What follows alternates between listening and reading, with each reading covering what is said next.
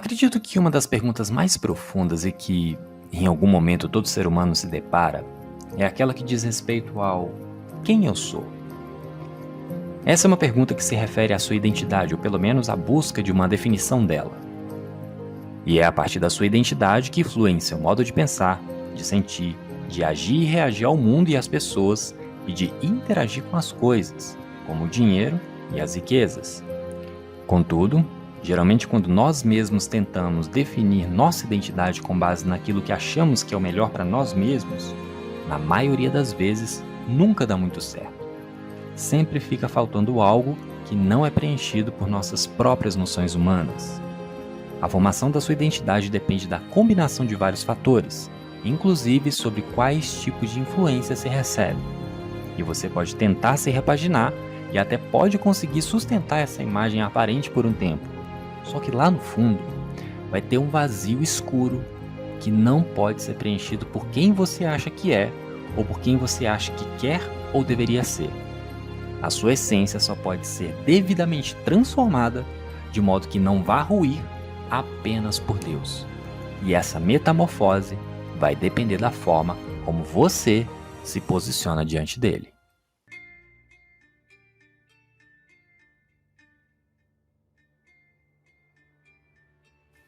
Você está escutando o podcast do Investidor Inteligente. Todas as semanas você pode nutrir a sua vida financeira com informações gratuitas de qualidade, apresentadas de forma bastante harmônica, lançando luz sobre diversos assuntos relacionados a finanças e investimentos. Eu sou Felipe Souza, seu anfitrião no podcast. Há mais de 10 anos sou planejador financeiro, psicoterapeuta financeiro, neurocientista e especialista em inteligência financeira. Você me encontra no Instagram e no Facebook através do @FelipeSouzaBR e também no meu canal no YouTube, Felipe Souza. Muito em breve, você não vai mais me acompanhar pelo podcast do Investidor Inteligente. Nós estamos mudando para o podcast Tetelestai Financeiro.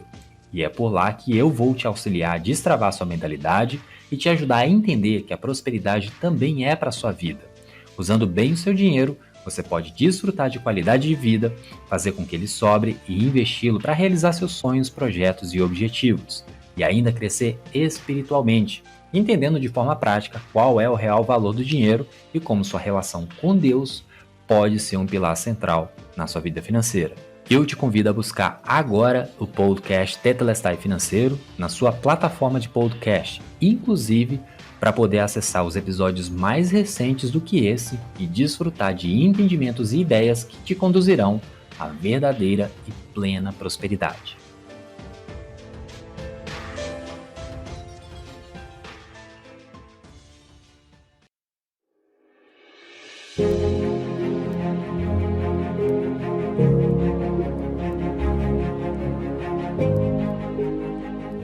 Eu lembro de algumas vezes, quando eu era adolescente, em que estava experimentando uma série de mudanças, tanto na minha percepção quanto na vida, que, de tempos em tempos, se a memória não falha, geralmente próximo ao meu aniversário, eu falava com meu primo que estava em um momento de transformação, de mudança, estava construindo um novo eu. Na prática, era uma tentativa de me encontrar no mundo e achar aquela identidade que eu me vestiria e que me traria reconhecimento, satisfação, diversos benefícios. Escrevia sobre como eu gostaria de ser, o que eu precisava fazer e até que tipo de comportamento eu deveria exercer para me tornar aquela nova pessoa que estava construindo. E sempre era uma lista muito grande de novos comportamentos para obter as mudanças e as transformações. Algumas coisas depois de muitos anos realmente se confirmaram, mas não porque eu tinha conseguido romper os desafios de mudança. Eu já tinha inclinações naturais que me fizeram me tornar aquilo que eu já desejava. Era apenas uma continuação e aprofundamento de quem eu já era. Por exemplo, eu sempre fui muito estudioso. Então ler, estudar, aprender coisas novas e até ensinar aos outros quando coubesse era coisa fácil. E isso estava na lista de quem eu desejava ser, mas que já era. Agora, outras mudanças, por falta de entendimento, compreensão, informações qualificadas e por falta de revelação, não se concretizaram. Não sei você, mas nessa tentativa de autodefinição, ou nessa tentativa de construir e reconstruir meu próprio eu, sempre tentei me impor comportamentos que eram e são desejáveis para a maioria das pessoas. Regras. Faça isso, não faça aquilo, Pense dessa forma, evite se sentir daquele jeito. A lista para esse tipo de abordagem é interminável, porque sempre almejamos naquilo que consideramos o ideal de perfeição. E esse tipo de mentalidade, de prescrever aos outros ou a si mesmo um conjunto de regras e comportamentos, está enraizado em pensamentos, sentimentos, entendimentos e práticas da velha aliança. Em algum momento da sua vida você deve ter ouvido sobre os 10 mandamentos e da tamanha importância de se cumprir impecavelmente todos eles, correto? Mas me conta, ou melhor, pensa aí com seus botões. A vida toda, o tempo todo, em comportamento e em pensamento. Você conseguiu cumprir 100% dos 10 mandamentos, sem nunca errar nenhum por um momento algum? Eu já sei a resposta e você também sabe. Se as crenças, sentimentos, percepções, ideias e as pessoas com as quais me relaciono influenciam minha identidade, ou seja, quem eu sou e a forma como eu ajo e reajo a mim mesmo, aos outros e à vida, se eu não estiver adequadamente posicionado em relação a Deus, que deve ser a maior influência de um cristão, eu jamais vou usufruir de tudo que Ele mesmo já fez, disponibilizou, prometeu e pode especificamente prometer para mim. E por quê? Porque se eu não estiver posicionado na nova aliança da forma adequada, Deus só vai se relacionar comigo a partir das leis que já foram estabelecidas. A lei da consciência, que é para os gentios, ou a lei mosaica, que foi feita para os judeus antes da morte de Jesus. Relembrando, em uma aliança não há negociação. A parte mais forte determina os termos da aliança, com seus benefícios em caso de cumprimento e consequências em caso de violação. E a parte fraca só pode aceitar ou rejeitar esses termos. E é também por isso que, primeiro, temos que entender o que se compreende a velha aliança para poder ter clareza e saber distinguir o que representa a nova aliança. E o que era a velha aliança? A base da velha aliança era a lei de Moisés. Essa lei consistia dos 10 mandamentos e 603 outras leis, somando um total de 613 leis que todo judeu deveria obedecer como base dessa aliança. Apenas judeus. Gentios não entravam nessa aliança, portanto, essa aliança não é para mim e provavelmente não é para você. E como você já sabe, depois de Cristo, essa aliança também não é mais para o judeu. Essas leis eram divididas em leis morais, leis cerimoniais e leis civis e regiam todos os aspectos da vida. Elas definiam como eles precisavam se relacionar com Deus, como podiam interagir uns com os outros, o que era permitido e o que não era permitido comer, o que vestir, o que não vestir, etc. O problema não era a lei. O problema era o povo. Eles eram teimosos, recusavam-se a obedecer a Deus, rebelavam-se constantemente contra ele e seguiam os desejos maus do seu coração. A partir disso, o que estava na lei e que havia sido violado era instrumento de acusação e culpa diante de Deus. Era mais ou menos assim: fez errado? Você é culpado e agora precisa fazer a reparação, geralmente com sacrifícios de animais, dentre outras prescrições da lei. E quais eram as condições da velha aliança? Numa aliança, as condições, bem como as consequências por não cumpri-las, são claramente definidas. As condições da velha aliança eram o cumprimento perfeito de todas as 613 leis, não apenas dos 10 mandamentos. Precisamos sempre relembrar que, uma vez que uma aliança não se trata de um contrato, que é um compromisso mútuo, portanto, sua quebra traz consequências, mas não desobriga Deus de cumprir a parte dele na aliança. Na velha aliança, a condição para experimentar todas as bênçãos prometidas era cumprir toda a lei de Deus, entregue a Moisés, apresentada e aceita por Israel. Se a condição fosse perfeitamente cumprida, e esse era o ponto complicado, então todas as bênçãos de Deus viriam sobre eles. Você consegue observar boa parte das condições no capítulo 28 do livro de Deuteronômio. O que tornava a velha aliança bastante complicada é que ela dependia inteiramente do povo de Israel. Quando aceitaram a aliança, apesar de dizerem que cumpririam tudo o que Deus lhes ordenara, sabemos que por causa da maldade do coração deles não cumpriram, na verdade, nem conseguiriam. No momento em que receberam a lei, eles já a quebraram. Você deve saber da história. Ao Moisés descer da montanha, ouviu muito barulho e se deparou com o povo adorando um bezerro de ouro. E isso era a quebra do primeiro mandamento. Não terás outros deuses diante de mim. Não farás para ti imagem de escultura, nem alguma semelhança do que há em cima dos céus, nem embaixo da terra, nem nas águas debaixo da terra. As bênçãos e as maldições decorrentes da obediência ou da desobediência aos mandamentos de Deus faziam parte da velha aliança, feita estritamente entre Deus e a nação de Israel. Como não fazemos parte dessa aliança, elas não se aplicam a nós, que vivemos debaixo da nova aliança. Muitos cristãos vivem com medo do que está descrito em Deuteronômio 28, porque, infelizmente, pregadores bem intencionados lhes disseram que, a menos que eles obedeçam a Deus, essas maldições virão sobre sua vida. Cristo cumpriu toda a lei. Sobre ninguém virá maldições descritas na lei dada a Moisés. A ira de Deus foi totalmente aplacada em Jesus na cruz. Porém, apesar de não precisarmos obedecer e nem cumprir a lei de Moisés, isso não significa que obedecer a Deus não seja importante. Muito pelo contrário. É claro que é importante, mas não devemos obedecer a Deus por medo de maldições que nem se aplicam a nós. E sim, devemos obedecê-lo porque seu amor conquistou nosso coração. A lei que devemos cumprir é a lei do amor, ou a lei da liberdade, prescritas por Cristo. Mas Felipe, eu não tenho opção de escolher? Não é bem assim. Quantas vezes você achou que não tinha escolha? Deus deu a liberdade e o poder de escolha ao ser humano. Uma das provas está no início de tudo, quando colocou Adão e Eva no jardim do Éden e lhes deu o poder de escolherem comer ou não da árvore do conhecimento do bem e do mal.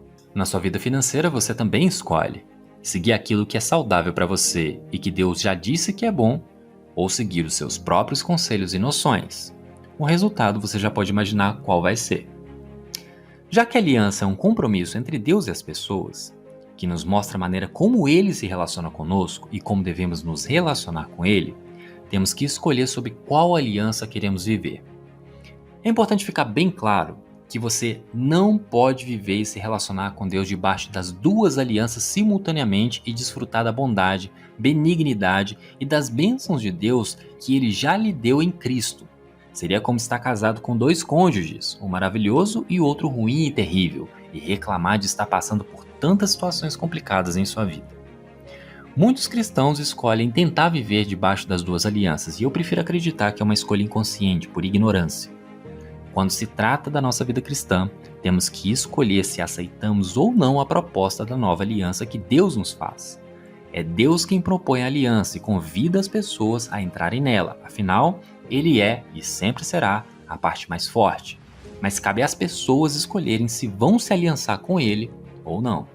Para isso, temos que rejeitar totalmente uma aliança, a velha, e aceitar completamente a outra, a nova. Não podemos escolher como receber algo de Deus, já que é Ele quem estabelece os termos. Ele é a parte mais forte. Porém, como as pessoas têm a liberdade de escolher, muitas ainda escolhem viver pela velha aliança, embora ela jamais tenha sido criada para nós, cristãos, mas apenas ao povo de Israel. Infelizmente, as consequências dessa decisão no dia a dia das pessoas são devastadoras, e Deus não pode mudar a escolha delas ou os efeitos negativos que essa escolha gera. No Evangelho de Lucas, Jesus fala sobre a velha e a nova aliança. Então lhes contou esta parábola. Ninguém tira remendo de roupa nova e o costura em roupa velha. Se o fizer, estragará a roupa nova, além do que o remendo da nova não se ajustará à velha.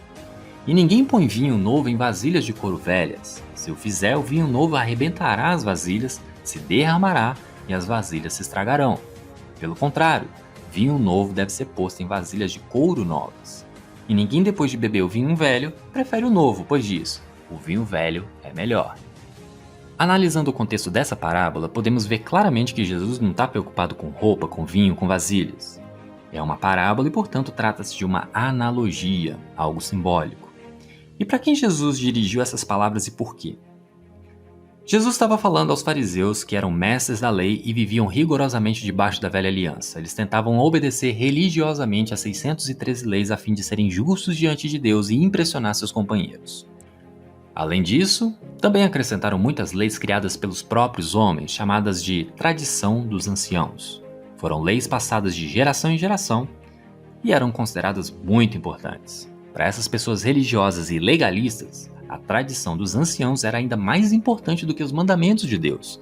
Eis aqui o perigo de nos apegarmos às doutrinas humanas, as noções humanas, achando que são orientações de Deus, você consegue conferir Jesus repreendendo os fariseus no capítulo 15 do Evangelho de Mateus. Essas pessoas, os fariseus, não só viviam rigorosamente sob a velha aliança, mas também se ofendiam constantemente com Jesus. Em outro momento, Jesus e seus discípulos estavam comendo e bebendo com os pecadores. Dali, os fariseus foram reclamar contra os discípulos, e Jesus lhes contou mais uma parábola, que está descrita no capítulo 5 do Evangelho de Lucas, nos versos 27 ao 33. Depois disso, Jesus saiu e viu um publicano chamado Levi sentado na coletoria e disse-lhe: "Siga-me." Levi levantou-se, deixou tudo e o seguiu. Então Levi ofereceu um grande banquete a Jesus em sua casa. Havia muita gente comendo com eles, publicanos e outras pessoas. Mas os fariseus e aqueles mestres da lei, que eram da mesma facção, queixaram seus discípulos de Jesus: "Por que vocês comem e bebem com publicanos e pecadores?" Jesus lhes respondeu: "Não são os que têm saúde que precisam de médico, mas sim os doentes. Eu não vim chamar justos, mas pecadores ao arrependimento." E eles lhes disseram: "Os discípulos de João jejuam e oram frequentemente, bem como os discípulos dos fariseus, mas os teus vivem comendo e bebendo." Basicamente, vemos uma discussão acontecendo entre Jesus, que veio selar a nova aliança, e essas pessoas que viviam debaixo da velha aliança. Jesus veio para trazer a nova aliança, que por ser radicalmente nova e diferente, era muito ofensiva para os fariseus. Eles estavam jejuando para impressionar as pessoas e merecer algo de Deus, enquanto Jesus e seus discípulos estavam comendo com os pecadores. Jesus lhes disse que eles não podiam misturar o velho com o novo, pois, se fizessem isso, tudo se perderia. Jesus representava a nova aliança, os fariseus a velha aliança. E esses ainda queriam que Jesus e os discípulos vivessem sob a velha aliança, mas Jesus se recusava a fazer isso. Ele disse que, se misturarmos as duas, tudo se perderá. Não sei se você sabe, mas se abrir uma garrafa de vinho e deixá-la na geladeira por alguns dias, por conta do contato com o oxigênio, o vinho vai se transformar em vinagre pelo processo de oxidação. Ele ainda tem utilidade para matar bactérias e realizar algum tipo de limpeza, mas é intragável para ser consumido. Esse pode ser considerado um vinho velho. Por outro lado, uma garrafa recém-aberta traz um vinho saboroso, próprio para o consumo. Pode ser um vinho branco, tinto, rosé, seco, suave, frisante, tanto faz. Mas o ponto é que esse é um vinho novo. Agora, mistura o vinho velho com o vinho novo. Ambos vão se perder. Como essa advertência de Jesus se aplica a nós hoje? É bem simples. Se você aplicar qualquer parte dos conceitos ou comportamentos da velha aliança em sua vida, você perderá as bênçãos da nova aliança, as vasilhas vão se romper e tudo vai ser perdido. Temos que olhar para a nossa vida financeira, nossas práticas, nossas crenças principalmente, e observar a forma como lidamos com as questões financeiras diante de Deus para sempre avaliarmos se estamos sob influência da velha aliança. Por vezes achamos que estamos surfando na nova aliança e não estamos. Por isso que é essencial ter um entendimento geral sobre como funciona a velha aliança. Com essas bases estabelecidas, fica mais fácil de se vigiar e identificar traços da aliança mosaica no dia a dia. E quando o Espírito Santo revelar aquilo que não percebermos, fica mais fácil de rejeitar aquilo que não devemos viver sob a nova aliança. Qual era a base da velha aliança? Merecer as bênçãos de Deus através da obediência à lei. É o homem fazendo para ser aceito, para ser justo diante de Deus e assim poder exigir as bênçãos que ele já havia prescrito. Por outro lado, se a lei não fosse 100% cumprida, trazia culpa e condenação. Sendo assim, se você fizer qualquer coisa, seja jejuar, ofertar, ler a Bíblia, servir a Deus, orar ou qualquer outra boa ação, a fim de ganhar o favor de Deus e merecer suas bênçãos, romperá a vasilha e perderá o bom vinho novo da nova aliança. Na nova aliança não há nada que você possa fazer para receber o favor de Deus. Portanto, temos de estar atentos, nos vigiar e deixar o Espírito Santo destacar aquilo que não é nova aliança, para rejeitarmos veementemente todo e qualquer aspecto da velha aliança. Portanto, um traço marcante da velha aliança é a justiça própria. Eu faço e Deus me recompensa pelo meu bom comportamento e pelo meu bom desempenho. A justiça da qual você está contando não é a justiça perfeita de Cristo. É a justiça do seu próprio umbigo que é trapo de imundícia. Esse é um dos pecados mais sutis, mais persistentes e mais danosos, do qual temos que nos manter vigilantes o tempo todo. A justiça própria pode te fazer cair da graça e te impedir de ter o sobrenatural literal prometido e já pago de Deus em sua vida. A solução para esse pecado e essa mentalidade é aceitar e receber a justiça de Jesus somente pela fé. E para isso, também temos que compreender o que foi feito por Jesus na cruz. Vamos voltar ao passado. A justiça própria aconteceu muito antes da lei, a velha aliança, muito antes de José, Jacó, Isaac, Abraão, Noé. Aconteceu lá no Éden, quando Adão e Eva, após terem pecado e terem seus olhos abertos, tentaram resolver a questão se cobrindo com folhas de figueira. Pela tipologia bíblica, conseguimos perceber que as folhas de figueira representam nossas obras e a justiça própria. Quando cometemos um erro e descobrimos a nossa nudez, não é da nossa natureza caída tentar compensar o erro com nossas próprias obras? Quando você comete um erro, você não quer tentar compensar o outro? Em alguns casos, até patológicos, existem pessoas que usam do dinheiro e dos presentes para tentarem aliviar a culpa do erro. Condicionamento, distúrbios emocionais financeiros? Também. Mas tudo isso está, de alguma forma, arraigado na culpa, na justiça própria e enraizada no pecado original. Coisas desse tipo, que sempre remetem à justiça própria, devem ser rejeitadas com todas as forças. Não é pelo seu bom comportamento ou bom desempenho que você vai obter algo de Deus, muito menos pela força do seu próprio braço. Somente através daquilo que aconteceu com Cristo na cruz é que Deus vai dar atenção plena. E como Deus fez lá no Éden? Matou um animal inocente e com a pele cobriu a nudez dos 2 primeiros seres humanos. Essa é uma figura daquilo que Deus fez por nós na cruz, pois Cristo é quem cobre a nossa nudez. Ele é a resposta para os nossos fracassos, porque Ele se tornou a nossa aliança. Portanto, nós não devemos nos relacionar com Deus a partir dos nossos comportamentos ou boas obras, mas somente através da morte de Jesus. E sim, eu sei que isso pode soar estranho a princípio, mas vamos construir o caminho até esse entendimento. No momento, qualquer que seja ele, que acreditarmos ou sentirmos que Deus nos deve algo baseado em nosso desempenho, escorregamos para a velha aliança e perdemos o acesso a todos os benefícios e bênçãos da nova aliança. Não dá para misturar a lei e a graça, ou a velha e a nova aliança. Como foi dito no capítulo 2 da carta de Tiago, no momento em que você escolher merecer algo de Deus guardando a lei, terá que guardar toda a lei em todos os momentos de todos os dias da sua vida inteira. Falhou uma única vez, você não merecerá as bênçãos de Deus, pelo contrário, condenação, culpa e até maldição. Porém, conforme já disse outras vezes, Cristo veio e cumpriu toda a lei. Você e mais ninguém, seja judeu ou gentio, precisa cumprir aquilo que a lei de Moisés estabelecia. Jesus veio estabelecer uma nova era e a partir de uma nova forma de viver e se relacionar com o Pai. Cristo inaugurou a nova aliança. Muito em breve, você não vai mais me acompanhar pelo podcast do Investidor Inteligente. Nós estamos de mudança para o podcast Tetelestai Financeiro. Te convido a pesquisar e a se inscrever agora no novo podcast para que possa me acompanhar nessa nova jornada e juntos nos tornarmos a cada dia exemplos vivos de prosperidade plena. Se tiver qualquer dúvida, você pode me encontrar através das minhas redes sociais além do podcast, seja no Instagram ou no Facebook, através do @FelipeSouzaBR e também no meu canal no YouTube, Felipe Souza.